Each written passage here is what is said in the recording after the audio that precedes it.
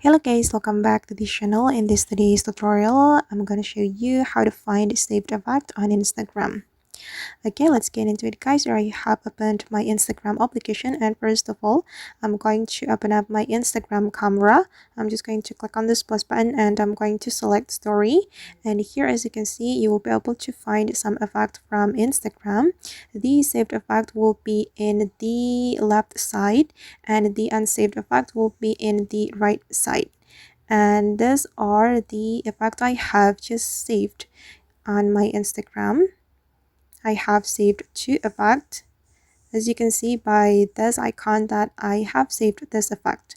Or to find the saved effect, you can also scroll all the way to the right until you find this symbol.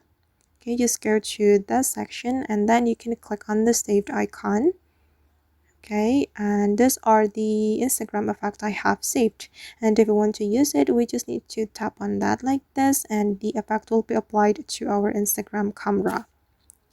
Alright guys, and that's all the way to find saved effect on Instagram. I hope this video will be useful for you. Thank you so much for watching and see you in the next video.